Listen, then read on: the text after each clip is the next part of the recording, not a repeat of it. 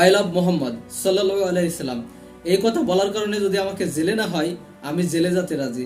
আমাকে যদি ফাঁসির দড়িও গলায় নিতে হয়, তাও আমি নেব। কিন্তু এক কথাই বলবো, আই লাভ মোহাম্মদ। লক্ষ কোটি বার, শতবারে আমি এ কথা বলতে রাজি। আমি কেন, পুরো বিশ্বের মুসলিমরা এই কথা বলার জন্য দ্বিতীয়বার কোনো কিছু চিন্তা করবে না। তার জন্য যদি তার প্রাণও যায়, তাও সে দিতে রাজি। সম্প্রতি 4 সেপ্টেম্বর ঈদে মিলাদুন নবী উপলক্ষে উত্তরপ্রদেশে একটি প্ল্যাকার্ড টাঙানো হয় কানপুরে। যে প্ল্যাকার্ডকে কেন্দ্র করে এখনো পর্যন্ত ভারতে বিশাল বড় বড় হামলা শিকার হয়েছে মুসলিমরা, এবং এ নিয়ে পুরো ভারত এখন উত্তাল। সম্প্রতি এই ঘটনার কারণে ইতিমধ্যে প্রায় 50 জনকে গ্রেফতার করা হয়েছে।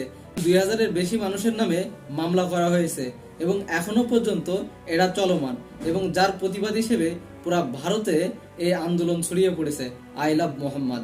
তবে আই লাভ মোহাম্মদ সাল্লাল্লাহু আলাইহি সাল্লাম মুসলিমদের শেষ নবী এবং রাসূল, যাকে সবাই হৃদয়ে রাখে এবং যার জন্য তারা দ্বিতীয়বার কোনো কিছু চিন্তা করতে নারাজ, এমনকি তাদের নিজের জীবনটাও কুরবানি করে দিতে পারে। তবে ভারত খাতা কলমে একটি সেকুলার রাষ্ট্র থাকলেও বাস্তবে ভারত একটি হিন্দুত্ববাদী রাষ্ট্রে পরিণত করেছে দুইটি সংগঠন, যার রাজনৈতিক সংগঠনের নাম নরেন্দ্র মোদীর দল, এখন সরকার ক্ষমতায় বিজেপি, এবং অন্যটি তাদের পিছনে থাকা আরএসএস। এই দুটা সংগঠন মিলে পুরা ভারতের ভিতরে মুসলিম নিধন সহ মুসলিমদের উপরে বিভিন্ন নির্যাতন এবং নিপীড়ন চালাচ্ছে, এবং ভারতের হিন্দুদের উপরে অনেক ন্যারেটিভরা বিল্ড আপ করছে বা অনেক কিছুরা চাপিয়ে দেওয়ার চেষ্টা করছে। ধর্মকে ইস্যু করে মুসলিম এবং হিন্দুদের ভিতরে যে ডিভাইডেড বা দাঙ্গা সৃষ্টি করে রাজনৈতিক ফায়দা লুটার চেষ্টা করছে এই সংগঠনগুলো, এবং এরা পুরো ভারতকে আঁকড়ে ধরেছে, এবং এরা পুরো ভারতের মানুষের ভিতরে একটা ডিভাইডেড সৃষ্টি করছে তাদের রাজনৈতিক সুবিধার জন্য।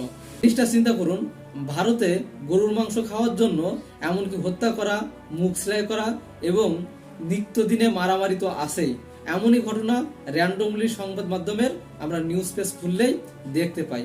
কিন্তু এই ভারত পুরো বিশ্বের ভিতরে গো মাংস রপ্তানিতে চতুর্থ স্থান। আমরা যদি পূর্ববর্তী সালগুলোতে সমীক্ষা খেয়াল করি, সেখানে দেখবো 2023 সালের ভারত মোট গোশ রপ্তানি করছে 1.11 মিলিয়ন।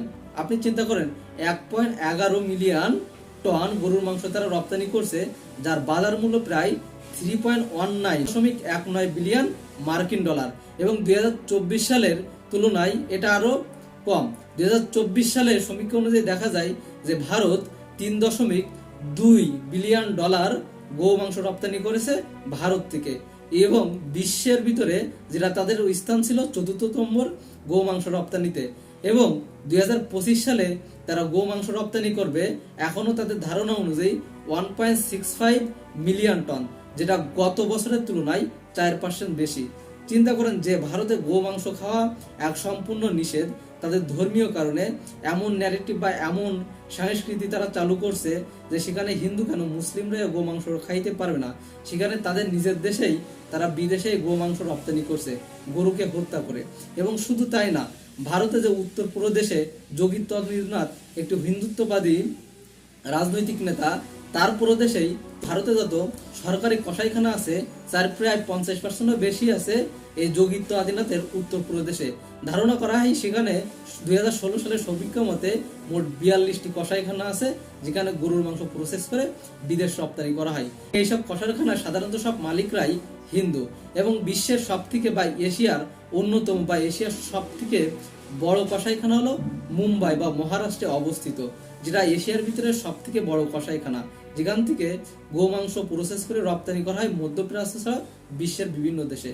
তাহলে একবার চিন্তা করুন যে এখানে এই হিন্দু নেতারা যারা চাচ্ছে ভারতকে হিন্দু রাষ্ট্র বানাতে, আসলে তারা হিন্দু রাষ্ট্র বানাতে চাচ্ছে না।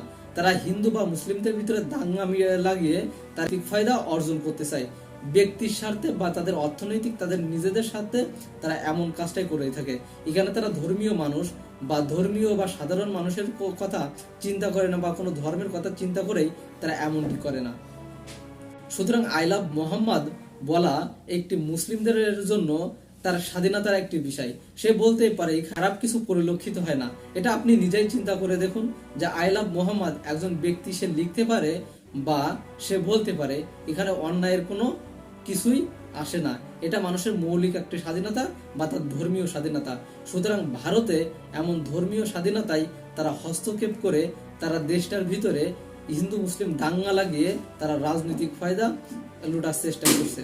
সো আই লাভ মোহাম্মদ সাল্লাল্লাহু আলাইহি সাল্লাম এই কথা বলার কারণে যদি আমার ফাঁসি হয়, তাও আমি রাজি এই ফাঁসির দড়ি গলায় নিতে।